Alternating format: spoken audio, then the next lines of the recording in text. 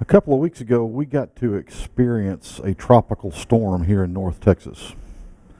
Most of the time, by the time they get here, they've come together just as a regular thunderstorm, and we don't get to see just how incredible these things really are. And I say incredible because it really is amazing how it happens. But you have one wave come through, and that's just a rainstorm most of the time. It's got some high winds, and it just pushes through, and you would think that it would, once it was gone, the winds would come back down and everything would be fine. But the winds keep blowing. And then another band comes through. And this one's got a little bit more rain, and it lasts a little bit longer, and the winds are a little bit stronger. And then another one comes through. Well, the results around here were something like 12 inches of rain through the process, and some trees blown down, and fences knocked over, things like that. Overall, it wasn't too bad by the time it got to us. Now, I have been through, that was my third tropical storm, truly tropical in the way it was built up. And let me just tell you, I'm not a meteorologist, so I don't know the facts to tell you about the difference between that and a regular storm. This is my experience of tropical storms and what we saw here recently. But anyway, I've been through 3 of these, and that was the mildest of all of them. And I've also been through a pretty major hurricane I was in North Carolina when one came on board back many, many, many years ago. And that was no fun. I do not want to do that again. And, I like the winds, I like the rains, but just not the destruction. So let's just leave all the storms out. Anyway, these things build and build and build and build and build until you get to a point where you can see nothing but the storm. You can see nothing but clouds. The sun can't break through, and it feels like you're never going to find the end of it. We have internal storms as well. These internal storms have the bands that build in, and those bands are made up of loss of a loved one or close friends. It's work sometimes gets too big. It is all of the stuff that we're seeing now with the gay marriage and the Confederate flag and the hate and the division that we talked about earlier. This can all add to it as well. It's one band after another. And if we're not careful, these things build in and they start adding up. When they add up, we hit overwhelm. The title of today's talk is The Hurricane of Overwhelm. It truly can feel like just an onslaught of horrible things. When we let it build up to a certain point, even something minor like the tire becoming low on the car can become a big deal. The fact that I get drawn away from what I have planned can become a really big deal and just add to it. Now, the trick with overwhelm is that all of those bands don't have to be bad. For me, this past week, the thing that triggered this whole talk was I was doing some work that I absolutely love doing. And while I was doing that, I had an opportunity to see my son, which I love seeing. And the fact that all of this was happening that was not scheduled 48 hours before was creating a situation that allowed for overwhelm to come in. It can feel like it's too much. So just because things might be going good in your life does not mean you're free of this. So the trick here is just to tune in, to pay attention to what's going on within you. The meditation this morning was about peace. Keep focusing on peace, and you will easily find your way back out. Okay. The daily word on Tuesday, I believe it was, I have it right here. The daily word, yes, this past Tuesday was about overwhelm. And I'm just going to read it to you. It was called Comforted, was the title or the word for the day. It says, God is always present to comfort me. At times, I may feel alone, confused, or overwhelmed. As unpleasant as this may be, these emotions are a natural part of the human experience. I move through pain knowing I am never truly alone. God is always with me. As Lord Alfred Tennyson said, closer is He, capital H for God, closer is God than breathing and nearer than my hands and my feet. Whenever I need clarity or guidance, I find a quiet place and turn within. I share my heartfelt desires, knowing God hears my words, both spoken and unspoken. My prayers allow me to release my cares to the universe. As I lean into love, I am peaceful and serene. I want to repeat that because we talk about this all the time. As I lean into love, I am peaceful and serene. It doesn't say I'm peaceful and serene if this happens. The fact that you're leaning into love is what brings that on. I am supported in any situation that may arise. God is always present to comfort and to guide me. Lord Alfred Tennyson is perfect in that quote. Closer is He than breathing and nearer than hands and feet. We are one with God. We have that energy, that force, that love, that peace, that power, that mind, if you look at our little saying over here, that spirit, we have that within us always. We can handle anything that comes up when we release our own human need to handle it all and allow the divine within us to handle it all. You know, one of those cute little quotes that always kind of grate my nerves because there's so much truth to it and it's so cute. Let go and let God. That is not saying let's let go and then we'll just let happen whatever happens. When you let go, you have an intention of what you want. You have an intention of what's going to replace what you're letting go. You have an intention of what's going to happen when you let go. Then you have faith, you have trust. You know that a higher power in God is going to be handling it all.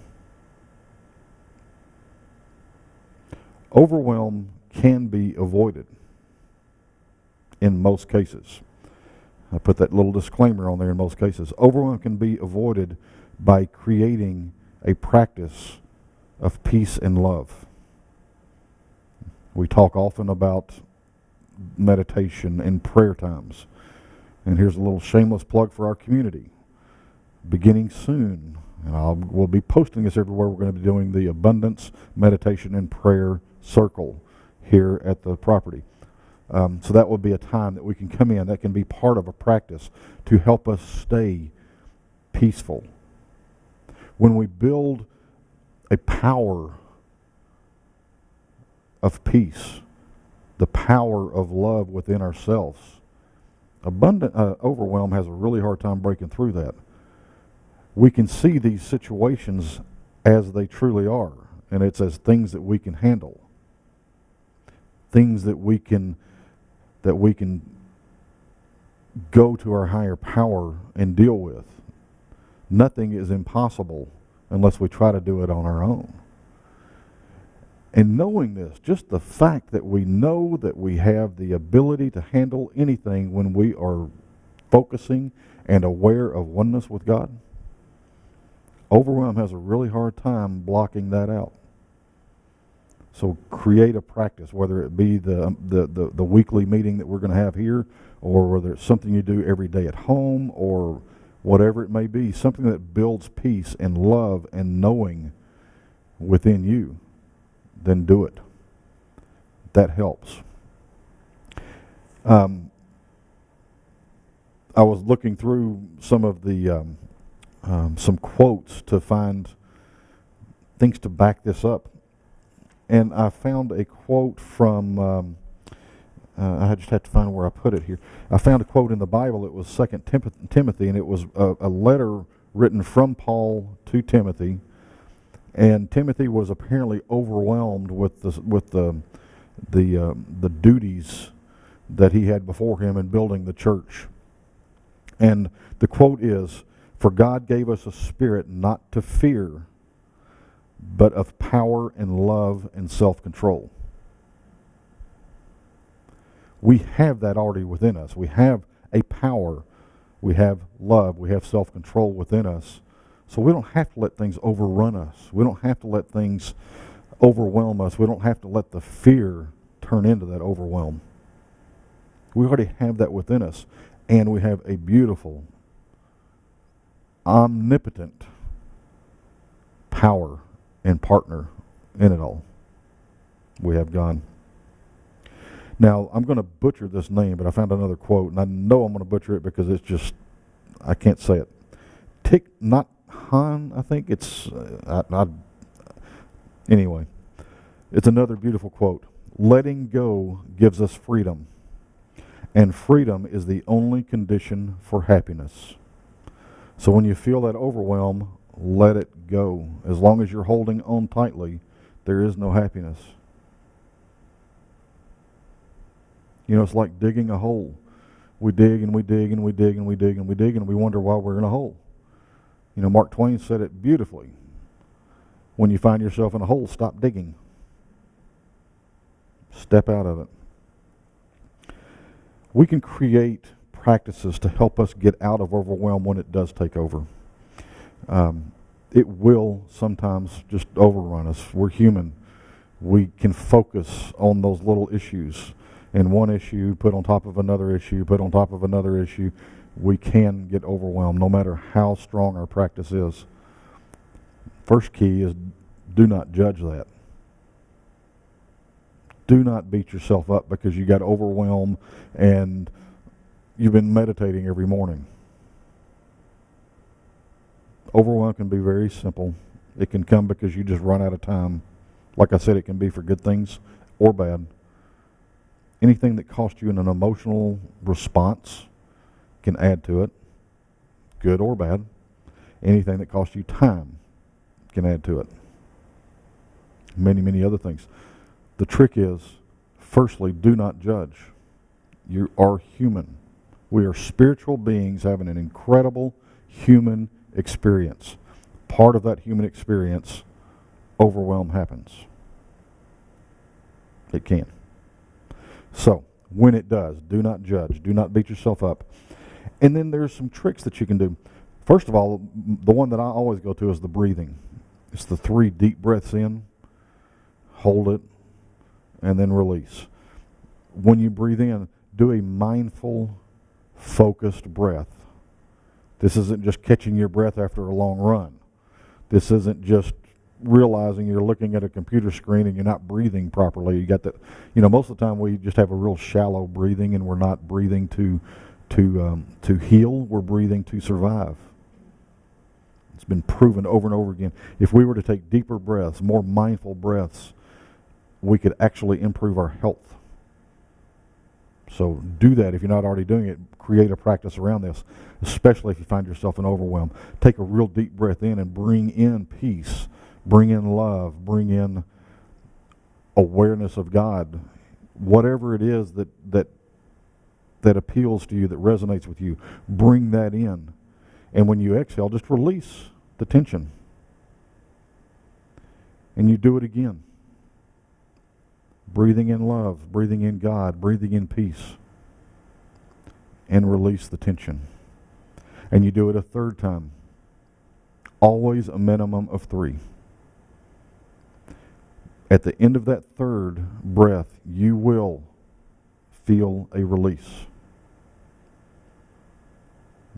If you're heading into a situation that's going to be tense, do that before you go in. It'll help. But create that practice. Find a way, set an alarm on your phone.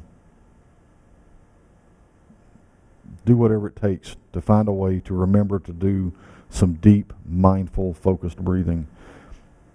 When you do that, after overwhelm hits, you will calm down. It will release the tension. But if you do it always, that overwhelm is harder to come in. Another thing that you can do is a visualization. It's called the stop sign visualization. When you have those thoughts just bombarding your brain and it feels like you can't let go of it, just stop, close your eyes, and see a stop sign. And then vision these thoughts coming to that stop sign and stopping. When they stop, you have some control. They're not just rushing in and taking over. Just visualize them stopping at that sign, and then just say to yourself, this doesn't serve me right now. This doesn't serve my highest good. And if that doesn't work, release that to God. Okay, so that's the stop sign visualization. And then you can always do affirmation and mantras. This can go along with a meditation practice or prayer practice, whatever you want. Create some affirmations that serve your highest good.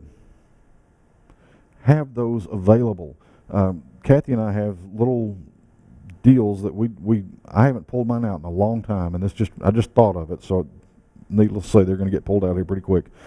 It's just a cute little box that I found, and I have cards in them, and each card has an affirmation on it. And these affirmations came from I found some in a book that I really liked, so I wrote them down. And then over time, I added to them. When something came to mind that served me, that served my thinking, that served my highest good, I'd write it down and I'd put it in there. And then when I remembered it, like I said, I haven't done it in a while, I would draw one every day and just read it. It helped start the day. And then when things got tense, when overwhelm threatened to come in, you could pull one out and read it. You can go look for the right one and then say it over and over again, or you can just pull one at random and say it over and over again. So the breathing, the stop sign visualization, and the mantras, beautiful ways to help release the overwhelm. The truth here is what I said just a minute ago. We are all perfect, beautiful, spiritual beings. As that, we are all fully connected, fully one with God. In that, we cannot fail. In that, nothing can control us that we do not give control to. In that, nothing can ruin our day. Tune in to your truth. Empower yourself to overcome that hurricane of overwhelm. Thank you.